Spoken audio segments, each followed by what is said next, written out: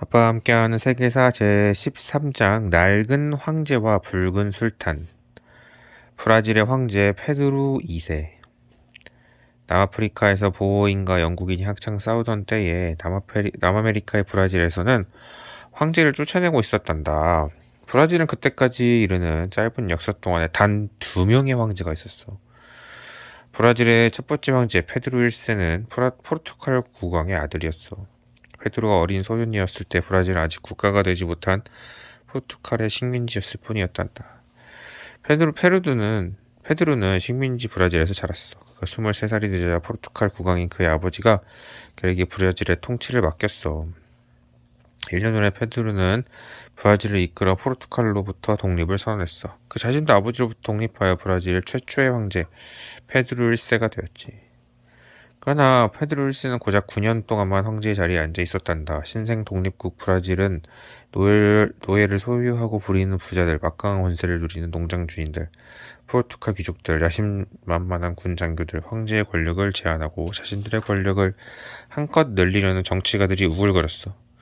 페드로가 무슨 일을 하건 간에 반드시 누군가가 트집을 잡았어. 페드로는 단 하루도 편한 날이 없이 겨우겨우 9년 동안 나라를 통치했고 마침내 수도인 리우데 자네이루의 거리에서 봉기가 일어났어. 고단한 삶에 지친 브라질 사람들은 페드로 1세가 아직도 포르투갈에게 너무 굽실거리고 브라질 국민에게 충분한 자유를 주지 못한다고 외쳤어. 봉기가 일어나자 페드로 1세는 가진 돈과 재물을 챙겨서 식구들을 데리고 어느 항구로 가서 군함을 타고 달아나 버렸어. 나중에 브라질 사람들 사이에서는 페드로 1세가 도망간 궁전에는 은 숟가락 한 개만 달랑 남아있다는 소문이 퍼졌어. 그러나 페드로 1세는 은 숟가락 한 개만 남기고 도망간 게 아니었어.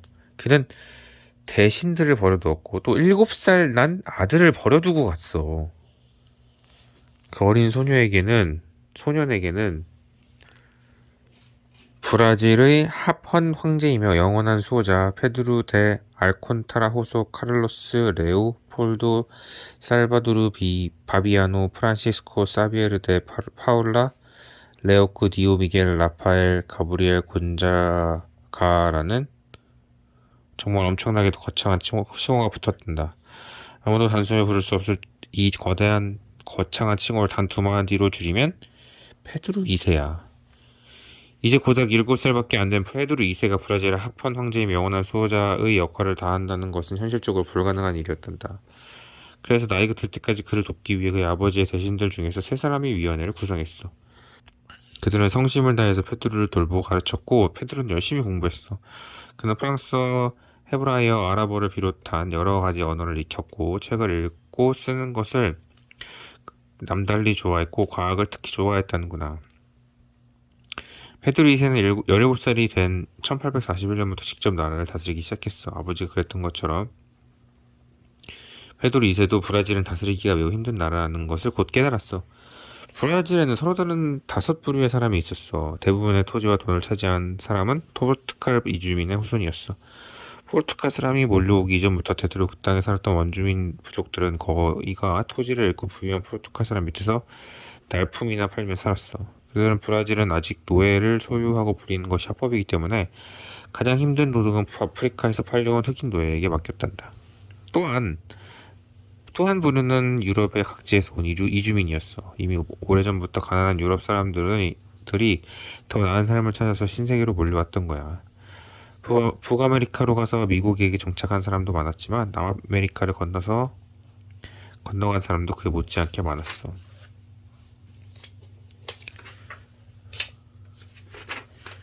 독일, 이탈리아, 폴란드 이주민이 브라질로 돌아와서 정착을 했고 해마다 더 많은 사람이 브라질로 이주해 왔어. 미국의 남북전쟁이 끝난 뒤에 또 한 부류의 이주민이 브라질에 도착했어. 농장을 잃은 미국의 모카 재배업자들이 바로 그들이었어. 브라질 땅에서 다시 모카를 재배해서 재산을 모으려는 운명을 건 사람들이 고향을 등지고 온 것이었지. 브라질에는 아메리카나라는 이름의 작은 도시가 있단다. 브라질에서 새로운 삶을 시작하고 식구를 데리고 온 엘라베마주 출신의 모카 재배업자가 세운 도시인데 지금도 그곳에는 노리스나 존스 같은 미국식 성을 가진 브라질 사람이 많단다. 해마다 6월이 되면 그 도시에는 후니노라는 이름의 성대한 축제가 열리는데 브라질 악단이 미국 남부 특유의 악기인 벤조를 가지고 연주하는 브라질 음악에 맞춰서 젊은 브라질 남녀들이 스퀘어 댄스를 춘단다. 페드로 2세는 브라질 번영을 누리면서 이 다섯 부류 사람들 모두가 일을 하고 충분한 소득을 가지고 차별 없이 교육을 받을 기회가 주어져야 한다고 믿었어. 그는 여러 회사들을 격려해서 공장을 짓고 철도를 놓게 했고 전국 곳곳에 새로운 학교를 지었어. 또 외국의 기술자들을 브라질로 불러서 눌러 살기도 했고 유럽 여러 나라들을 돌아다니면서 선진 과학 기술을 견학했어. 미국을 방문했을 때에는 필라델피아의 알렉산더 그레이엄이 발명한 전화기를 보러 벨의 연구소에도 가보았단다. 그러나 페드로 2세의 가장 큰 업적은 노예제도를 없앴다는 것이었어. 페드로의 아버지는 노예제도를 증오하여 브라질의 암이라고 불렀대. 페드로 2세는 그 점에서 아버지와 생각이 똑같았고 또 미국의 에브리엄 링컨 대통령을 무척 존경했어. 그는 노예제도는 인간 세상에서 반드시 없어져야 한다고 믿었단다. 그러나 브라질의 농장주인들은 거의 전부가 노예를 부려서 농사를 지었어. 그들은 공짜 일손을 포기할 생각이 털끝만큼도 없었지. 그래서 페드로 2세는 노예제도를 없애는 작업을 서서히 진행할 수밖에 없었어. 황제의 자리에 오른 지 9년 후에 그와 그의 정부는 해외에서 브라질로 노예를 들여오는 행위를 불법으로 규정했어. 그러니까 아프리카로부터 더 이상 노예가 들어오는 것부터 우선 막아놓고 본 것이었지. 그로부터 21년 후에 브라질 정부는 나라 안의 모든 노예가 자유가 되었다고 선언하기 시작했어. 그리고 또 17년 후인 1888년에는 마침내 노예제도를 불법화한 법을 제정했단다. 1888년 페드로 2세가 브라질 황제가 된 지 47년째 되는 해야. 그는 거의 언제나 국민들로부터 사랑받고 존경받는 통치자였어. 그가 제2에 오른 이후 브라질 사람의 생활 수준이 지속적으로 나아졌고 또 그가 세운 새로운 학교들이 제 역할을 해냈어. 브라질은 다른 어떤 나라보다도 문맹의 비율이 낮았단다. 그런데 브라질 사람들이 황제에 대해서 불평을 하기 시작했어. 노예를 빼앗긴 농장 주인들이 양심을 품었고 군인들은 급료가 너무 적다고 투덜거렸어. 또 부유한 농부들과 상인들과 가게 주인들은 황제가 다스리는 나라는 시대에 뒤떨어진 나라라고 생각하기 시작했단다. 브라질도 헌법에 의해서 통치되는 공화국이 되어야 한다는 것이었지. 노예제도가 불법화된 이듬해인 1889년 페드로 2세는 더 이상 권제를 지킬 수 없다는 걸 깨달았어. 그의 나이 65살이었단다. 그는 브라질을 부유하고 자유롭고 교육 수준이 높은 현대적인 나라로 만드는 일에 거의 평생을 바쳐왔어. 그러나 브라질은 이제 구시대의 융화에 지나지 않는 황제가 통치하는 것을 국민들이 더 이상 원하지 않을 만큼 충분히 현대적인 나라가 되어 있었던 거야. 어느 날 늦은 밤에 페드로 2세는 국정자문회의를 소집해놓고 자기는 먼저 가서 자겠다고 말했어. 그가 계속 브라질 황제 자리에 앉아 있어야 할 것인가의 문제를 놓고 자문회의가 밤새 의논을 할 것이고 그 최종 결정을 아침에 황제에게 알릴 예정이었지. 다음날 아침 페드로가 잠에서 깰 무렵 국정자문회의가 마침내 최종 결정을 내렸어. 이제는 브라질이 공화국이 되어야 할 때가 되었으니 황제와 그 일가는 재산을 챙겨 24시간 안에 나라를 떠나야 한다는 내용이었어. 페드로 2세가 말했어. 떠나겠소. 당장 떠나겠소. 그리고 그는 식구를 불러 모아서 파리로 가는 배를 탔어. 그는 2년 후인 1891년에 독감에 걸려 누웠다가 크리스마스를 며칠 앞두고 눈을 감았어. 그의 시신이 포르투갈 땅에 묻히던 무렵에 브라질에서는 새 헌법의 초안이 막 마무리되어 있었단다. 1920년 브라질은 포르투갈 땅에 묻힌 페드로 2세의 유골을 가져다가 브라질 땅에 엄숙하게 안장했어. 일생을 바쳐 나라에 봉사한 두 번째 황제의 노고와 업적을 뒤늦게나마 기릴 만큼 브라질 국민의 수준이 모든 방면에서 높아졌던 것이었지. 황제들의 시대가 끝난 지는 아득한 옛날이었지만 페드로 2세는 마침내 브라질의 영웅이 되었단다. 붉은 술탄 아부딜하미르 2세. 우리가 마지막으로 오스만 투르크 제국을 찾아갔던 때가 1878년이었지. 그때는 아부딜하미르 2세가 권좌에 앉아 있었고 그의 제국이 영토의 절반을 잃어버린 직후였어. 관리들은 제 임무를 다하는 데에는 관심이 없고 너나 없이 안락을 꾀하고 사치를 즐기는 데 여념이 없었지. 그래서 한때 동양에서 가장 강력했던 오스만 투르크 제국이 유럽의 병자라고 불리는 처지가 되었던 거야. 비록 병이 들기는 했지만 오스만 투르크 제국은 아직도 소아시아 전 지역을 차지하고는 있었어. 고대 메소포타미아 땅과 페르시아만까지 뻗쳐 있었으며 홍해의 동쪽 해안 전 지역을 장악한 대제국이었어. 아부딜 하밀 2세는 그 제국을 다시 한번 위대한 제국으로 만들고 싶었어. 그러나 그에게는 한 가지 문제가 있었단다. 그는 국민이 스스로를 다스릴 권리를 가진다고 하는 새로운 현대적 사상들을 마음의 절반만 열고 받아들였어. 그는 마음의 나머지 절반은 그의 마음의 나머지 절반은 오스만 투르크 제국의 절대 통치자인 술탄의 지위를 내놓고 싶지 않다는 생각으로 꽉 차 있었어.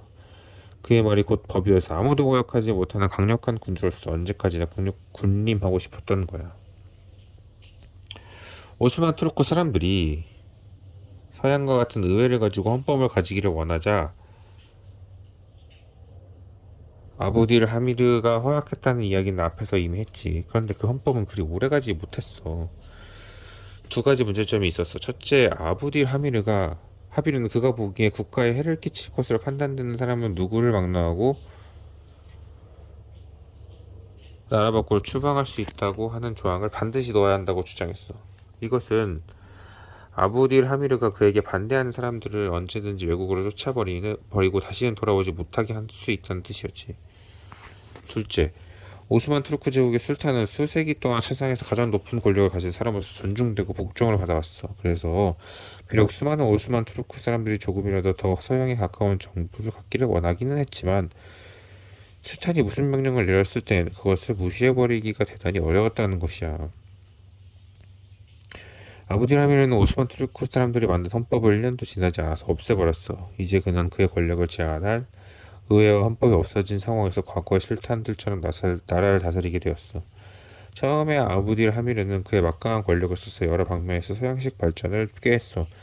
철도를 넣고 전신망을 설치하고 위대한 이스탄불 대학교의 조직을 새롭게 고쳤어.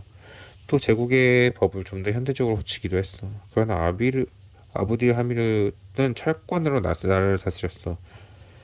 그는 방대한 첩보망을 조직해서 반란이나 봉기를 모의하는 사람이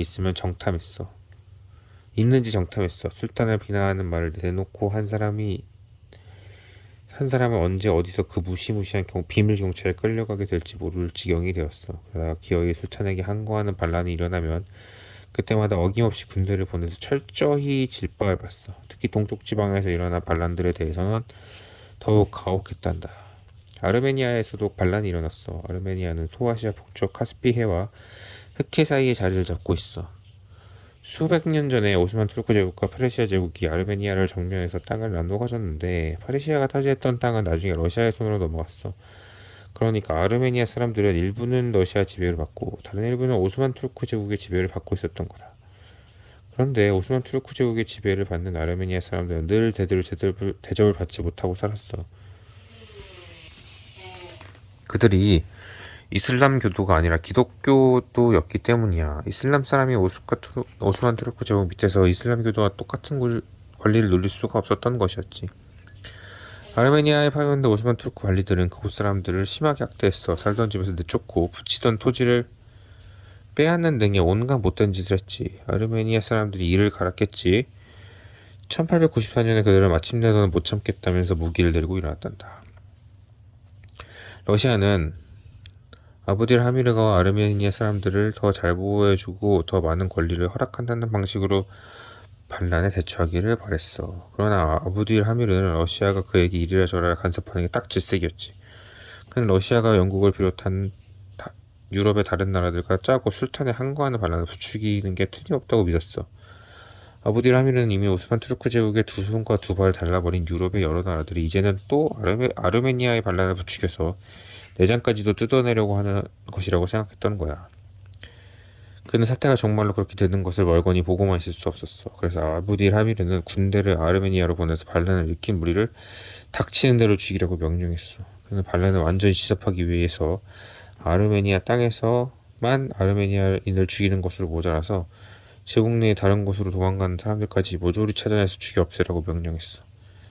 아르메니아인은 모두가 반역자라고 생각했던 것이었지. 그는 아르메니아인을 오스만 투르크 제국이 아니라 러시아에게 충성을 바치는 사람이라고 보았고, 그들의 불충은 오스만 투르크 제국 전체를 병들게 한 병균이라고 보았던 거야. 수많은 아르메니아 사람들이 아부딜 하밀의 병사들에게 무참히 죽임을 당했어. 제국 영토 밖으로 달아난 사람들은 너무도 먼 길을 걷다가 굶어서 죽고 지쳐서 죽었어. 병사들의 사륙전 3년 동안이나 계속되었어. 얼마나 많은 아르메니아 사람들이 죽었는지 아무도 모른다. 적어도 10만 명 이상의 남자와 여자, 어린아이들이 죽었을 것으로 추정될 뿐이야. 아부딜 하미르는 아부딜 라지즈의 운명으로부터 아무 교훈을 얻지도 못했던 거야. 그는 다시 한번 유럽의 여러 나라들로 하여금 오스만 투르크 사람은 시대의 흐름에 발을 맞춘 줄 생각이 전혀 없는 야만인이라고 믿도록 만들었어. 불과 몇 년 전에 영국 대사가 아부딜 하미르를 자상하고 친절하며 확 트인 식견을 가진 사람이라고 칭찬했었지만 이제 영국에서는 그렇게 생각하는 사람이 아무도 없었을 거야. 아부딜 하미르는 서양의 사상을 덜어 받아들이기로 했어. 그러나 아르메니아의 학살은 그가 여전히 과거의 낡은 생각을 버리지 않고 있다는 것을 여실히 보여주었어. 그는 자신의 영토를 단단히 틀어쥐고는 절대 권력으로서 다스리겠다는 생각뿐이었던 거지. 아부딜 하미르가 유럽의 병자의 병을 더욱 깊어지는 것을 원한 것은 아니었겠지만 그의 가혹한 처사는 제국의 병을 더욱 깊게 했을 뿐만 아니라 아주 죽어버릴 지경까지 몰고 갔어. 자신의 권력을 지키기 위해서 국민을 공포로 몰아넣고 비밀경찰을 시켜서 늘 감시하고 철권을 마구 휘두르는 아부딜 하미르는 오스만 투르크 제국도 이제는 보다 더 현대적인 나라가 되어야 한다고 생각하기 시작한 오스만 투르크 국민들이 좋아할 턱이 없었겠지. 특히 서양의 사상을 먼저 접하고 받아들인 대학생들이 더욱 그러했어. 그리고 아부딜 하미르가 아르메니아의 학살을 명령했을 때에는 이들 진보적인 학생들과 사상가들은 더욱 그에게 진절머리를 쳤단다. 그래서 수많은 사람들이 이미 그를 붉은 아부딜 하미르라고 부르고 있었어. 그가 너무도 많은 유혈 사태를 일으켰기 때문이었지. 또 아부딜 하미르를 반대한 사람들은 또 그를 욕하기도 했단다. 1889년 의과 대학생이 아부딜 하미르를 제거하려고 모의를 꾸미기 시작했어. 그때는 오스만 투르크 제국을 이슬람교의 법에 따라서 통치하는 이슬람교도 술탄의 권력에 의해서 모든 것이 결정되는 나라가 아니라 터키라는 이름의 새로운 나라를 만들기 위해서 나라의 법을 바꾸려고 했어. 세속적인 법에 의해서 다스려지고 국민은 술탄이 아닌 국가에게 충성을 바치는 새로운 나라를 세우려고 했던 것이지. 그들의 구호는 자유, 정의, 평등, 박이었는데 이것은 물론 프랑스와 미국 혁명을 보고 배운 것이었단다. 그리고 곧 그들은 이스탄불 대학교를 비롯한 여러 대학교 학생들을 불러 모았어. 그리고 그들은 스스로를 통일진보위원회라고 불렀지만 다른 사람들은 그들을 청년 투르크 당이라고 불렀어. 아부딜 하미르 2세는 아르메니아 반란을 그냥 보고 있지 않았던 것처럼 이 청년 투르크당의 봉기도 가만히 두고 볼 생각이 전혀 없었어.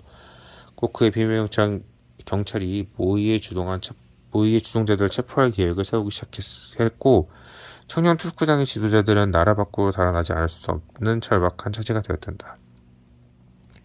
그들은 헌법 제113조에 의해서 추방된 투르크 사람들이 살고 있는 주네브나 파리로 갔어.